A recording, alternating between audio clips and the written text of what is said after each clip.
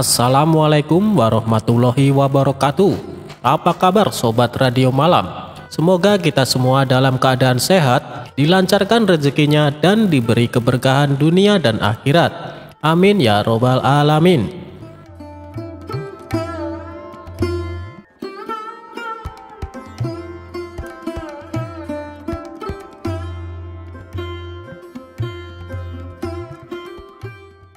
Beberapa hari terakhir, Raja begitu gembira. Raja dihadiahi seekor ikan yang indah dari seorang sahabat yang berada di negeri seberang. Ikan tersebut dilepas dalam kolam istana. Keberadaan ikan ini membuat hati Raja merasa terhibur.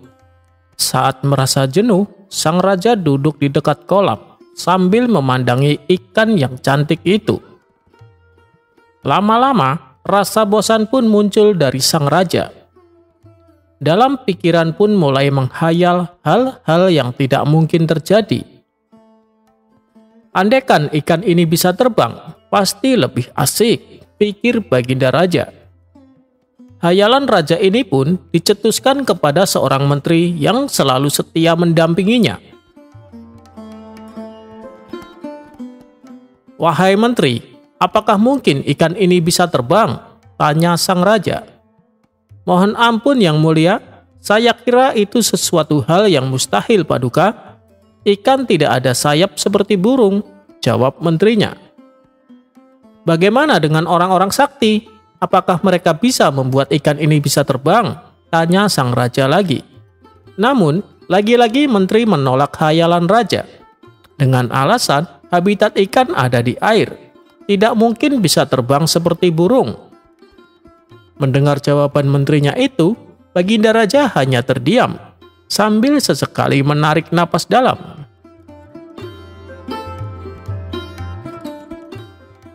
Tentu saja menteri tidak ingin melihat rajanya kecewa dan bersedih.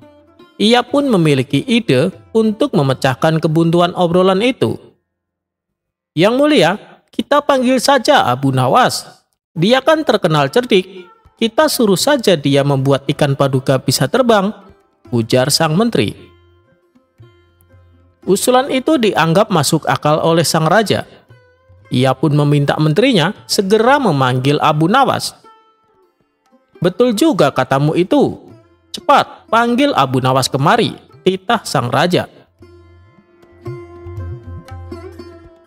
Singkat cerita, Abu Nawas pun menghadap raja. "Ampun yang mulia, ada gerangan apa Paduka memanggil hamba?" tanya Abu Nawas. "Begini Abu Nawas, aku ada perintah untukmu.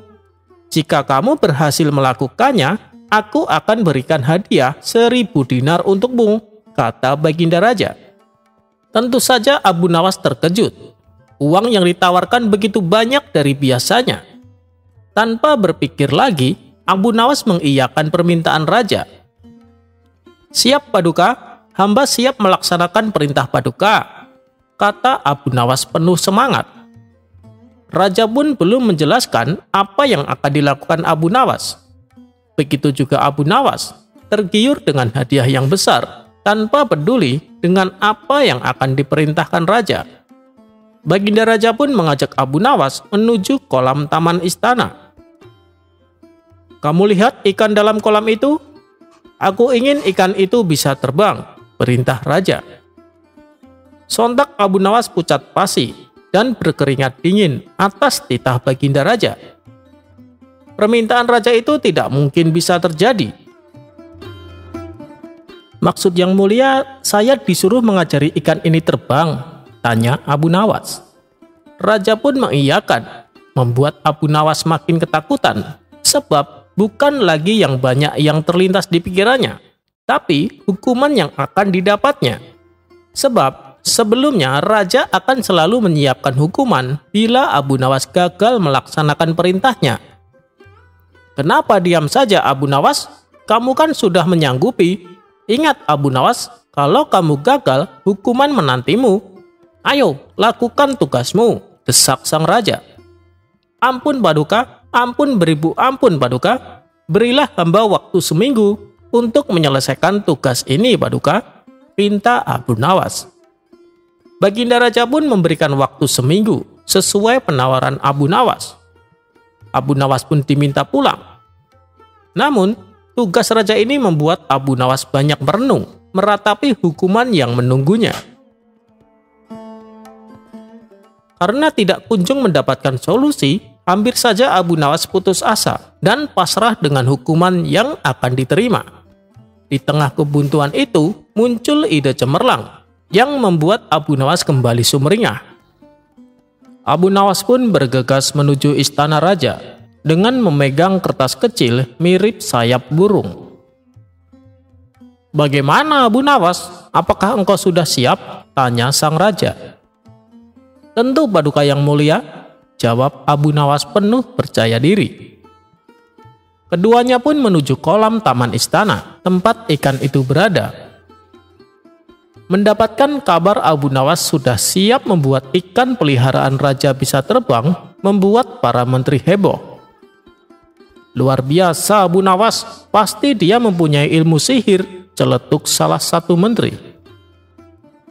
Setelah tiba di kolam, Abu Nawas segera mengangkat ikan tersebut, lalu menempelkan kertas berbentuk sayap yang sengaja dibawanya dari rumah ke tubuh ikan itu. "Hei, Abu Nawas, untuk apa itu?" tanya Baginda Raja. "Ini Paduka, ini adalah sayap ajaib Paduka. Hewan apapun kalau ditempel dengan sayap ini pasti bisa terbang," jawab Abu Nawas. Pernyataan Abu Nawas itu membuat yang hadir di istana merasa takjub. Saat semua mata tertuju kepadanya, Abu Nawas langsung melemparkan ikan ke udara. Sesaat ikan itu terlihat seperti terbang. Tidak beberapa lama, ikan itu langsung mengarah ke tanah hingga menghantam batu. Ikan itu pun akhirnya mati. Melihat apa yang dilakukan Abu Nawas membuat raja murka. "Hei, Abu Nawas, engkau bukan saja telah gagal membuat ikan itu terbang, tapi kau sudah membuat ikanku mati," hardik sang raja. Bukan Abu Nawas namanya kalau tidak ada jawaban. Ia sudah menyiapkan jawaban itu dari sebelumnya. Sehingga meski dihardik raja, Abu Nawas terlihat tenang. "Tunggu dulu Paduka, bukankah Paduka sudah melihat sendiri bagaimana ikan itu tadi sudah terbang ke atas?" timpal Abu Nawas. "Betul, tapi ikan saya jatuh dan mati," protes sang raja. "Ya, itu bukan salah saya yang mulia. Ingat, yang mulia hanya memerintahkan membuat ikan itu terbang. Tapi yang mulia tidak memerintahkan mengajari ikan itu agar mendarat dengan selamat," kilah Abu Nawas. Raja pun hanya menggeleng-gelengkan kepala atas kecerdikan Abu Nawas. Kali ini raja mengalami dua kerugian. Yang pertama, harus membayar hadiah 1000 dinar kepada Abu Nawas. Yang kedua, ikan kesayangannya malah mati. Abu Nawas pun pulang dengan membawa 1000 dinar dengan wajah yang ceria.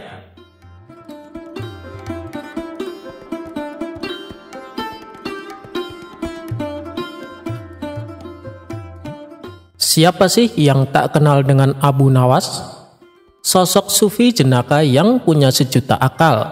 Meskipun berulang kali dijebak Baginda Raja, namun ia selalu bisa lolos, yang justru membuat malu Baginda Raja sendiri.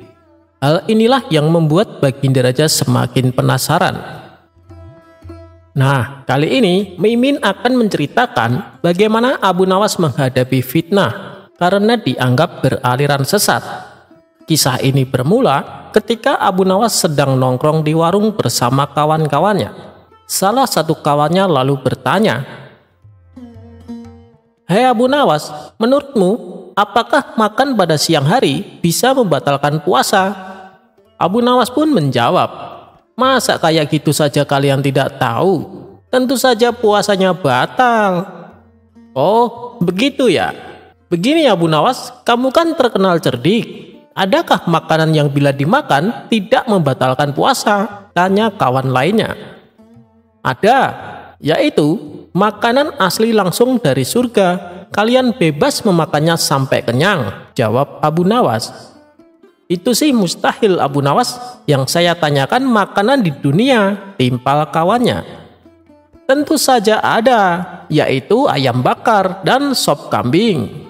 Tapi ada syaratnya, kalian memakannya saat dalam mimpi, balas Abu Nawas sambil tertawa.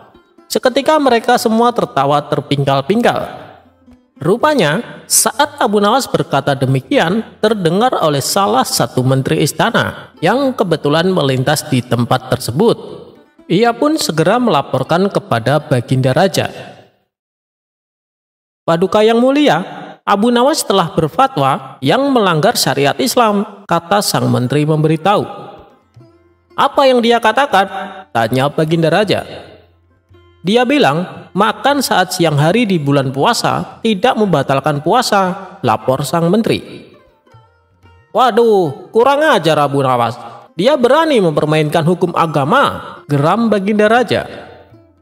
Ternyata, sang menteri telah salah paham, karena yang ia dengar tidak seutuhnya. Paduka yang mulia, saya punya cara untuk membuktikan kesesatan Abu Nawas. Dengan begitu, Paduka bisa langsung menghukumnya, kata sang menteri. Oh ya, apa rencanamu? Tanya Baginda Raja. Saya akan pura-pura mati dan suruh Abu Nawas untuk sholat jenazah. Biasanya, orang yang beraliran sesat, sholatnya pasti beda dengan ajaran Islam, ujar sang menteri. Baik, saya setuju, saut Baginda Raja. Pada keesokan harinya, rencana pun disusun dengan matang. Lalu, dipanggillah Abu Nawas ke istana. Beberapa pengawal istana lalu mendatangi rumahnya. Tuan Abu, Anda diperintah datang ke istana, kata salah satu pengawal. Ada kepentingan apa? Tanya Abu Nawas. Tuan Menteri meninggal dan Tuan Abu disuruh datang untuk menyolatkan, jawab si pengawal. Meninggal? Kalau tidak salah, kemarin saya lihat dia melintas di depan warung. Saat itu, saya sedang mengobrol dengan kawan-kawanku. Jadi saya tidak terlalu menghiraukannya. Ajal manusia memang tidak ada yang tahu, ujar Abu Nawas. Benar Tuan Abu, saya sendiri juga heran. Padahal kemarin saya lihat dia melaporkan Tuan Abu kepada Baginda Raja karena dianggap beraliran sesat. Tapi sehari setelah itu dia ternyata meninggal, timpal si pengawal. Sesat? Sesat bagaimana maksudnya? Tanya Abu Nawas bingung. Tuan Menteri bilang kalau Tuan Abu menghalalkan makan di siang hari saat bulan puasa, kata si pengawal memberitahu. Oh, begitu. Ya sudahlah, orangnya juga sudah mati. Ayo kita ke sana sekarang, ajak Abu Nawas. Singkat cerita, sampailah Abu Nawas ke istana. Ketika ia memasuki aula kerajaan, terlihat sosok jenazah di dalam keranda. Tapi, yang membuat Abu Nawas curiga, kenapa kerabat keluarga sang menteri tidak ada yang hadir, terutama istri dan anak-anaknya. Kemudian Baginda Raja menyuruh Abu Nawas untuk segera mensolati jenazah sang menteri. Mari Paduka, kita sholat sama-sama, ajak Abu Nawas. Kamu saja Abu Nawas, aku sudah mensolatinya tadi, tolak Baginda Raja. Ini tidak seperti biasanya, padahal setiap kali ada pejabat istana yang meninggal, Baginda Raja pasti sholat jenazah bersamaku, kata Abu Nawas dalam hati. Hal ini membuatnya semakin bertambah curiga. Pasti ada sesuatu yang tidak beres, pikir Abu Nawas. Akhirnya, Abu Nawas pun sholat jenazah sendirian. Dan tiba-tiba saat ia sholat jenazah, Abu Nawas menambahkan ruku dan sujud. Setelah selesai menjalankan sholat jenazah, Baginda Raja pun kemudian berkata, Hei Abu Nawas, kenapa kau menambahi ruku dan sujud? Itu menyalahi aturan agama. Dengan entengnya Abu Nawas membalas, Saya tahu Paduka, tapi dosa menteri ini sangat banyak. Dosanya tidak akan terampuni kalau cara sholat jenazahnya biasa saja. Coba Paduka Raja pikirkan, dia telah memfitnah saya beraliran sesat, padahal dia tidak mendengarnya secara utuh. Kemudian Abu Nawas menjelaskan duduk permasalahan yang sebenarnya. Mendengar hal itu, Tuan Menteri yang berpura-pura mati langsung bangkit berdiri. "Kurang ajar kau Abu Nawas, justru kamu yang dosanya sangat banyak," bentak Tuan Menteri tak terima. "Lihatlah Paduka, jenazahnya hidup kembali," teriak Abu Nawas sambil berlari berpura-pura ketakutan. Sementara Baginda Raja spontan tertawa terpingkal-pingkal dengan ulah Abu Nawas itu.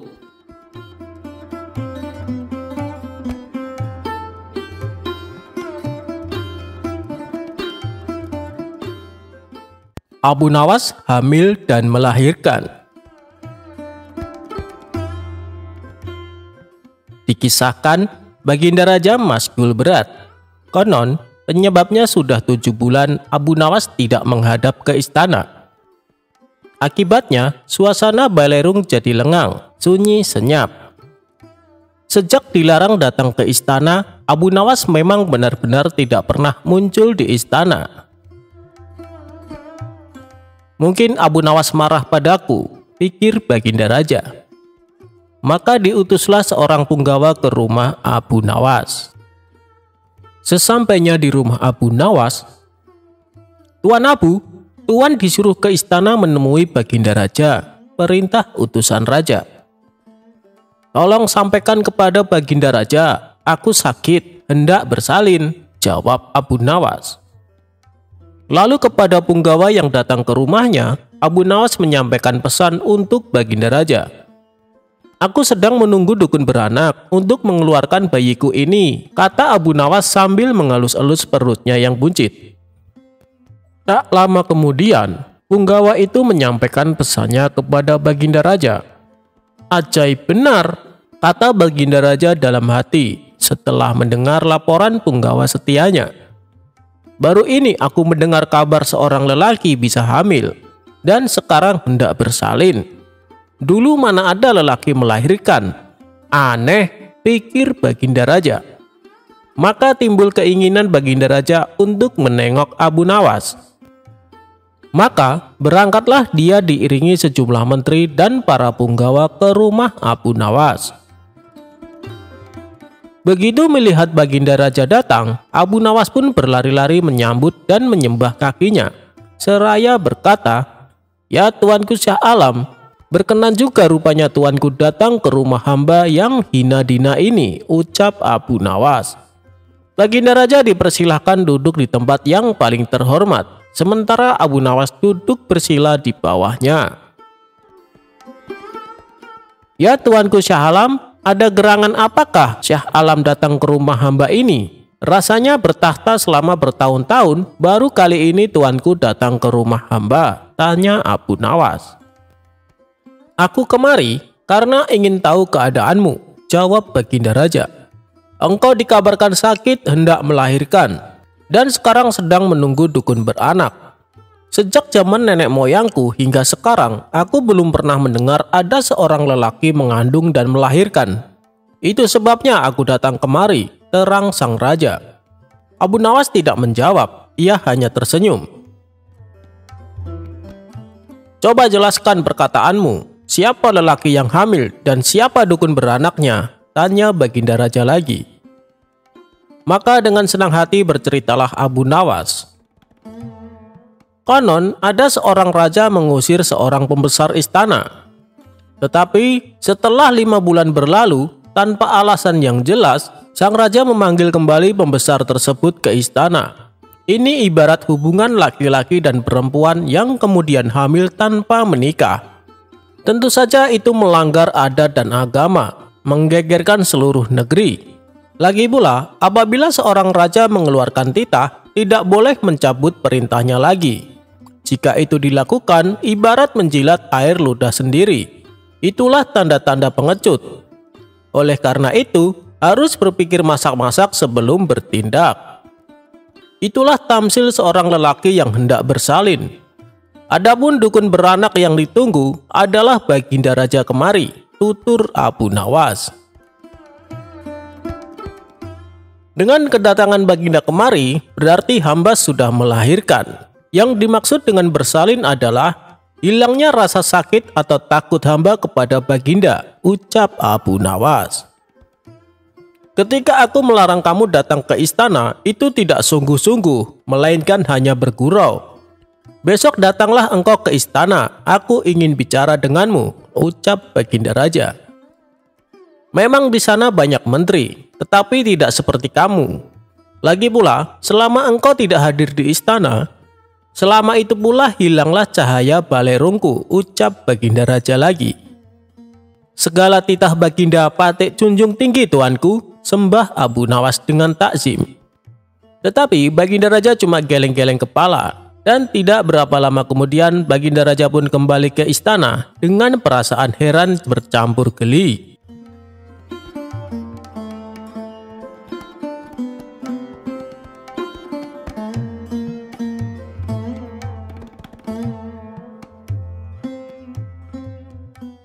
Abu Nawas berhasil tangkap maling yang lari ke barat dengan lari ke timur.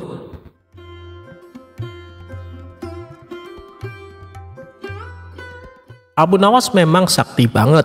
Dia berhasil menangkap maling yang lari ke arah barat, padahal mencegatnya di sebelah timur.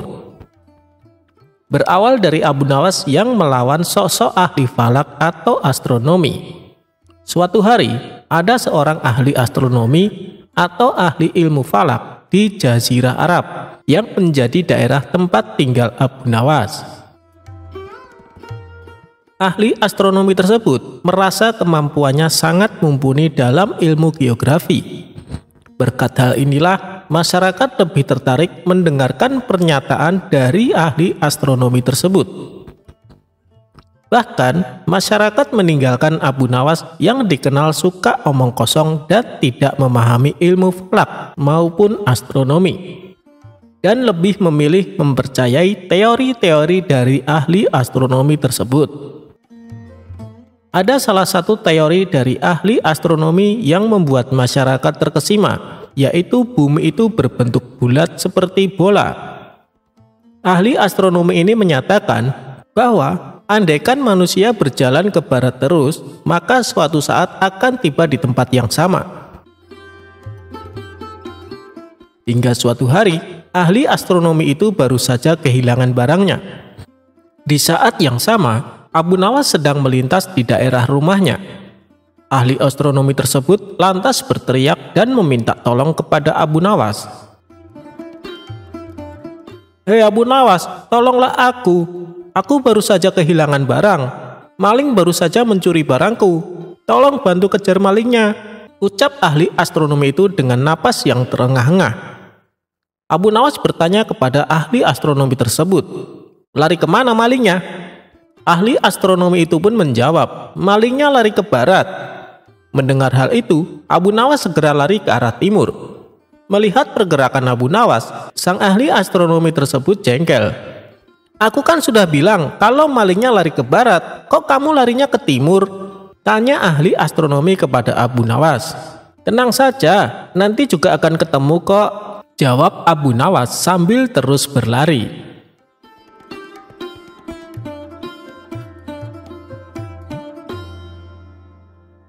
Saudagar kaya membangun masjid megah. Cerita Abu Nawas ini bermula dari seorang saudagar kaya yang tengah membangun masjid besar di tengah-tengah kota Baghdad. Setelah masjid tersebut selesai dibangun, masyarakat sangat takjub dengan bangunannya yang megah. Pujian dan sanjungan terus terucap dari orang-orang kepada saudagar kaya itu. Lalu, saat peresmian, saudagar kaya memutuskan untuk membuat tanda tulisan di pintu masjid. Para warga yang hadir bertanya kepadanya, "Tulisan apa yang akan kau tempelkan?" "Aku akan menuliskan namaku," jawab saudagar kaya tersebut.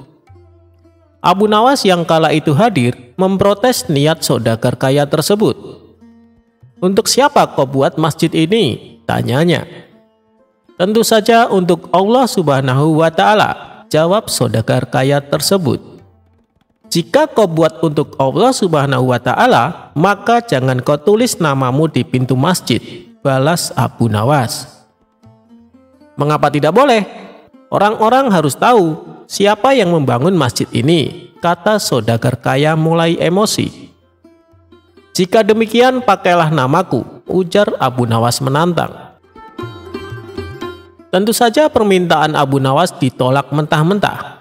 Aku tidak mau, enak saja, aku yang membangunnya, protes saudagar kaya itu. Jika kau membangun masjid untuk ketenaran diri, maka kau telah kehilangan pahalamu, tutur Abu Nawas. Saudagar kaya itu pun terdiam dan mulai tersadar akan perbuatannya tadi. Lalu ia berkata kepada warga, apapun yang dikatakan Abu Nawas, tulislah. Saat pintu masjid akan ditulis dengan nama Abu Nawas, dirinya langsung mencegah. Jangan tulis namaku, tulislah ayat Al-Quran di pintu masjid, perintah Abu Nawas. Akhirnya, para warga pun mengikuti saran Abu Nawas.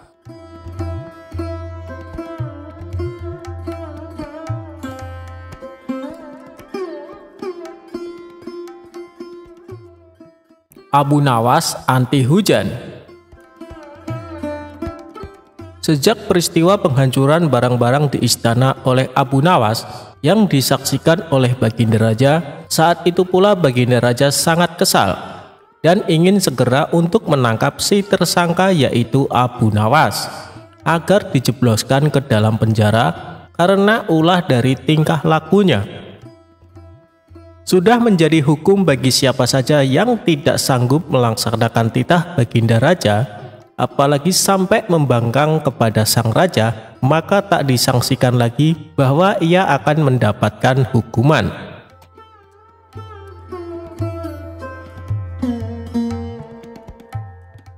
Baginda Raja pun tahu Abu Nawas amat begitu takut kepada beruang. Suatu hari, Baginda Raja memerintahkan prajuritnya untuk menjemput Abu Nawas agar bergabung dengan rombongan Baginda Raja berburu beruang. Abu Nawas merasa takut dan gemetar, tetapi ia tidak berani menolak perintah dari Baginda Raja tersebut. Dalam perjalanan menuju ke hutan, tiba-tiba cuaca yang cerah berubah menjadi mendung beraroma kegelapan. Seketika Baginda Raja langsung memanggil Abu Nawas. Dengan penuh ta'zim dan rasa hormat, Abu Nawas pun mendekati Baginda Raja. Tanya Baginda Raja tanpa sedikit pun senyum di wajahnya. Ampun tuanku, hamba belum tahu, jawab Abu Nawas dengan polosnya. Kau pasti tahu bahwa sebentar lagi akan turun hujan. Hutan masih jauh dari sini, kau kuberi kuda yang lamban. Sedang aku dan pengawal-pengawalku akan menunggangi kuda yang cepat. Nanti pada waktu makan siang kita berkumpul di tempat peristirahatanku. Bila hujan turun, kita harus menghindarinya dengan cara kita masing-masing agar pakaian kita tetap kering. Sekarang mari kita berpencar, Baginda Raja menjelaskan. Kemudian Baginda Raja dan rombongan mulai bergerak dan berpencar.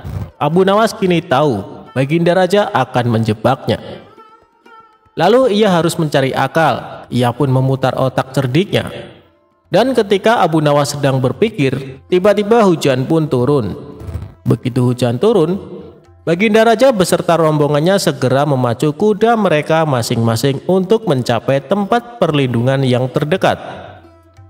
Tetapi karena derasnya hujan, Baginda Raja dan para pengawalnya basah kuyup. Ketika waktu makan siang tiba, Baginda Raja bersegera menuju tempat peristirahatan. Belum sempat baju Baginda Raja dan para pengawalnya kering, Abu Nawas datang dengan menunggang kuda yang amat lamban. Baginda Raja dan para pengawalnya seketika terperangah terkejut, kebingungan karena baju Abu Nawas tidak basah sama sekali. Padahal dengan kuda yang paling cepat pun, Baginda Raja beserta para pengawalnya tidak bisa mencapai tempat berlindung yang paling dekat sekalipun. Pada hari berikutnya, Abu Nawas diberi kuda yang cepat yang kemarin ditunggangi oleh Baginda Raja sendiri. Kini Baginda Raja dan para pengawal-pengawalnya menunggangi kuda-kuda yang lamban. Setelah Abu Nawas dan rombongan kerajaan berpencar, hujan pun turun seperti kemarin. Kini hujan lebih deras daripada hari kemarin. Baginda Raja dan para pengawalnya lagi-lagi basah kuyup karena kuda yang mereka tunggangi tidak bisa berlari dengan kencang. Pada waktu makan siang tiba, Abu Nawas pun tiba di tempat peristirahatan lebih dahulu daripada Baginda Raja beserta rombongannya. Kemudian Abu Nawas menunggu Baginda Raja. Selang beberapa saat, Baginda Raja dan para pengawalnya tiba dengan pakaian yang basah kuyup. Melihat Abu Nawas dengan pakaian yang tetap kering seolah tidak terkena hujan, atau memang Abu Nawas manusia anti hujan, saat itu pula Baginda Raja menjadi penasaran dibuatnya. Beliau tidak sanggup lagi menahan keingintahuan yang selama ini disembunyikannya. "Terus terang bagaimana caranya kamu menghindari hujan, wahai Abu Nawas?" tanya Baginda dengan penuh rasa penasaran. "Mudah tuanku yang mulia," kata Abu Nawas sambil tersenyum. "Sedangkan aku dengan kuda yang cepat saja tidak sanggup untuk mencapai tempat berteduh terdekat, apalagi dengan kuda yang sangat lambat ini," tegas Baginda Raja. "Hamba sebenarnya tidak melarikan diri dari hujan, Tuan. Tetapi begitu waktu hujan turun, lalu hamba secepat mungkin melepas pakaian hamba dan bersegera melipatnya, lalu mendudukinya. Ini hamba lakukan sampai hujannya berhenti," ungkap Abu Nawas. Diam-diam Baginda Raja akhirnya mengakui kecerdikan Abu Nawas.